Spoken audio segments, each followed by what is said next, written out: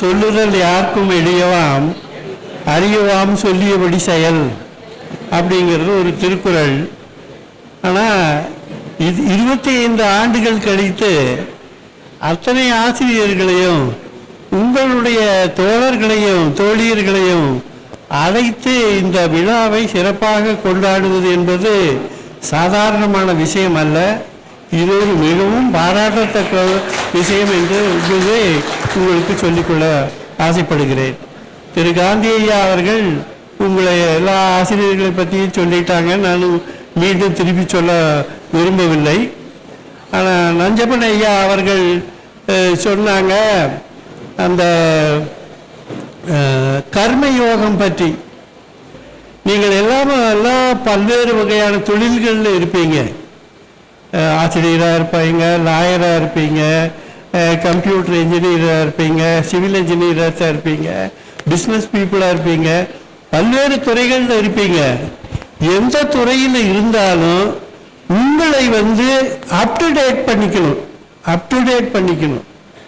அதாவது எந்த துறையாக இருந்தாலும் அந்த துறையில் மேலும் புதியனவற்றை கற்று அது சிறப்பாக செயல்பட்டு நீங்கள் வாழ்க்கையில் நல்லா இருக்கணுங்கிறது என்னுடைய முக்கியமான வேண்டுகோள்.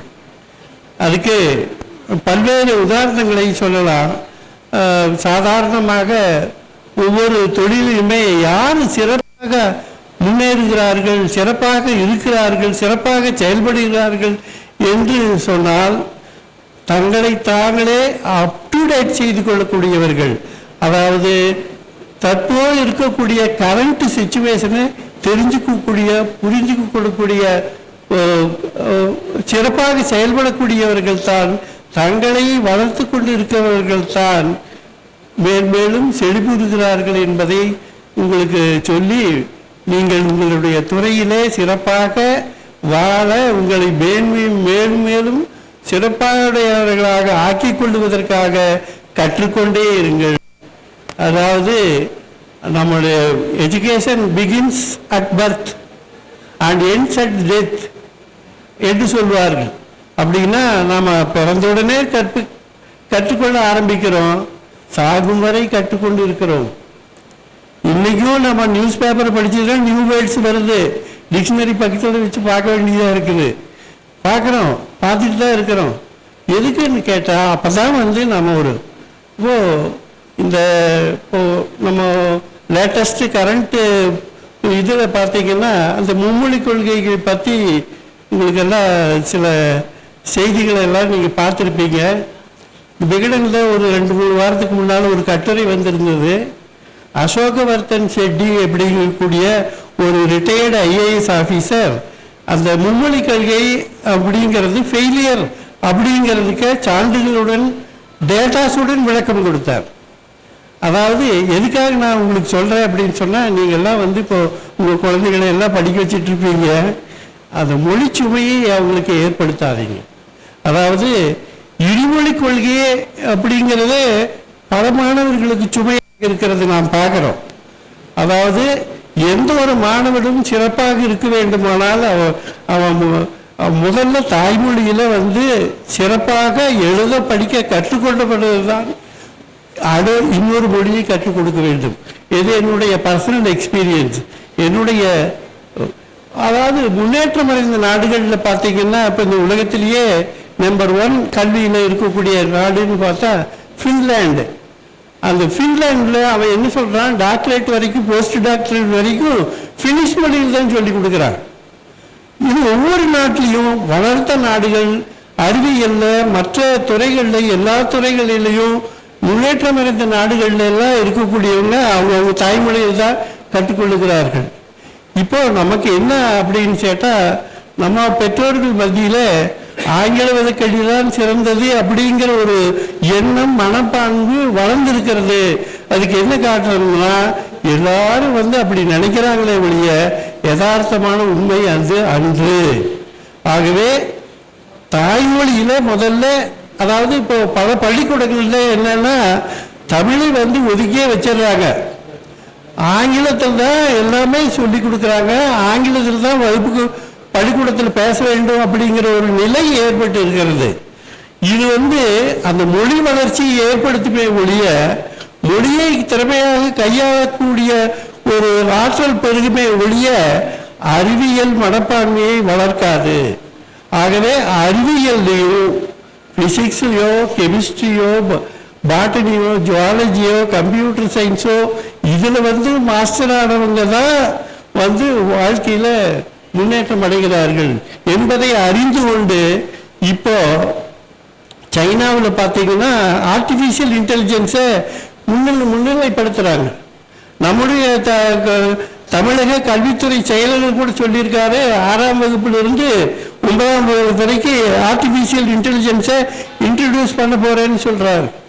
எதுக்கு நான் இதெல்லாம் உங்களுக்கு சொல்கிறேன் அப்படின்னா, உங்களுக்கு குழந்தைகள் இருக்கும், அதாவது உங்களுக்கு சில பேர் பேரம்பேத்தி கூட எடுத்துருக்கலாம், அந்த வார நிலை கூட.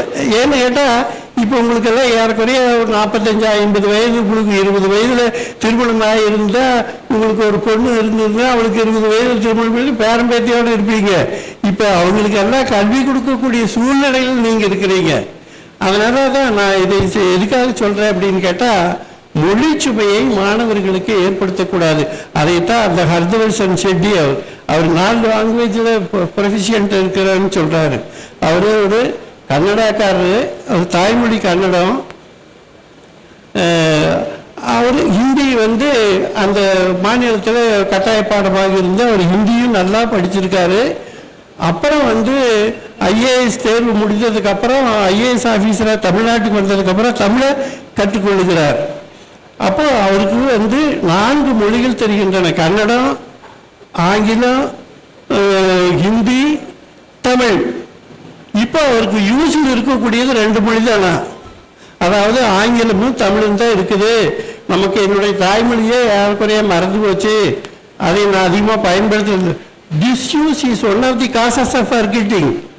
அதாவது எந்த மொழியை படித்தாலும் அதை நம்ம பயன்படுத்தலைன்னா அது மறந்து போயிடும். அப்போ நம்ம இந்த மொழி சுமையை குழந்தைகளுக்கு ஏற்றுகிறோம், அதனால அவங்க மற்ற பாடங்களில் பின்னோக்கி சென்று விடுகிறார்கள். அதாவது இப்போ மேத்தமெட்டிக்ஸும் ஃபிசிக்ஸும் கெமிஸ்ட்ரியும் பயாலஜியும் ரொம்ப முக்கியம், கம்ப்யூட்டர் சயின்ஸும் முக்கியம் அப்படிங்கிறத நம்ம உணர்வதே இல்லை. நிறைய பேரண்ட்டுக்கு என்ன நினைக்கிறாங்கன்னா, ஆங்கிலம் அவன் சரளமாக பேச வேண்டும், அந்த பள்ளிக்கூடம் தான் சிறந்த பள்ளிக்கூடம்னு நினைக்கிறாங்க. ஏன்னு கேட்டால், நான் ஒரு பள்ளியை நடத்தி கொண்டு அதனுடைய சிரமங்களை அனுபவித்து வருகிறேன். நான் நம்ம 5ஆம் வகுப்பில் எங்களுடைய குழந்தை போகும்போது அவன் தமிழ் எழுத படிக்க கட்டாயம் தெரிய வேண்டும், ஆங்கிலம் படிக்க தெரிய வேண்டும், வாய்ப்பாடு 15 வாய்ப்பாடு சொல்லணும், அதே போல் கூட்டல் கழித்தல் பெருக்கல் வகுத்தல். இது 5th ஸ்டாண்டர்ட் முடிகிற போது அவன் கட்டாயம் கற்று தேறி இருக்க வேண்டும் என்று நான் கருதுகிறேன். அதனால் அந்த மென்டல் ஆட்டிடியூட் எல்லா குழந்தைகளும் ஒரே ஐக்கியம் இருக்குன்னு சொல்ல முடியாது. நாம் முதல்ல நம்ம குழந்தைய இன்னொரு குழந்தை கூட ஒப்பிடவே கூடாது. நாம் ஒப்பிட்டு என்ன செய்கிறோம், அவன் இவ்வளோ வாங்குறான், அந்த பள்ளிக்கூடம் இவ்வளோ வாங்கியிருக்குது, இந்த பள்ளிக்கூடம் இவ்வளோ வாங்கியிருக்குது அப்படின்னு நம்ம ஒப்பிட்டு பேசுவதே தவறு என்று நான் நினைக்கிறேன். ஏன்னு கேட்டால் அது இன்னொரு ஸ்லோ லேர்னரை டிஸ்கரேஜ் பண்ணும். நானே எத்தனையோ மாணவர்களை பார்த்துருக்கிறேன், எங்கள் பள்ளியில் படித்து SSLC தேர்வதே சிரமமாக இருக்கக்கூடிய மாணவர்கள் எல்லாம் வாழ்க்கையிலே சிறந்த நிலையில் இருக்கிறார்கள் என்பதை கண்கூடாக பார்க்கிறோம்.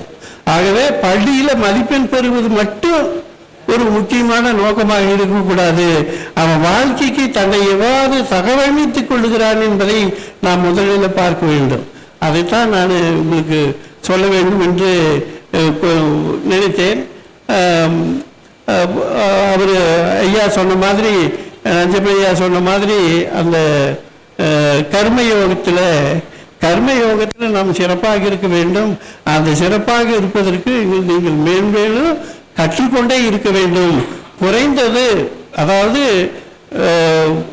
லேட்டஸ்டாக வரக்கூடிய மேகசின், உங்கள் துறையில் வரக்கூடிய செய்திகளை நீங்கள் அப் டு டேட் செய்து கொள்ள வேண்டும், சிறப்பாக படிக்க வேண்டும், கற்றுக்கொண்டே இருக்க வேண்டும். அதாவது உங்களுடைய குழந்தைகள் இருந்தால் அந்த குழந்தைகளுக்கு புத்தகங்களை வாங்கி கொடுத்து வாசிக்க கற்றுக் கொடுங்கள். அது ஆங்கில புத்தகமாக இருக்கலாம், தமிழ் புத்தகமாக இருக்கலாம், பிற மொழிகள் தெரிந்தவர்களாக இருந்தால் பிற மொழி புத்தகங்களாக கூட. அந்த வாசிப்பு எந்த குழந்தையானது சிறந்த வாசிப்பாளராக இருக்கிறாரோ அவர்கள்தான் வாழ்க்கையில் சிறந்த நிலைக்கு வருகிறார்கள்.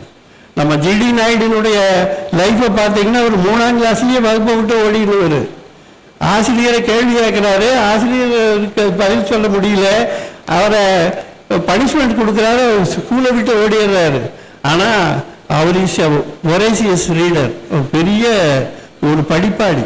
நம்ம அதாவது நம்ம கோயம்புத்தூர் மாவட்டத்தில் இருந்த ஒரு விஞ்ஞானி, அவருடைய வாழ்க்கை சரித்திரத்தை நம்ம படிக்க வேண்டும், அதையும் நம்ம குழந்தைகளுக்கு சொல்ல வேண்டும். இந்த மாதிரி வாழ்க்கையில் அதே மாதிரி நம்ம எத்தனையோ பெயர்களை சொல்லலாம். இப்போ அம்பேத்கர் பற்றி சொல்கிறாங்க, காரல் மார்க்ஸ் பற்றி சொல்கிறாங்க, அண்ணாதுரை பற்றி சொல்கிறாங்க, இன்னும் பெரிய தலைவர்களை பற்றியெல்லாம் சொல்கிறாங்க.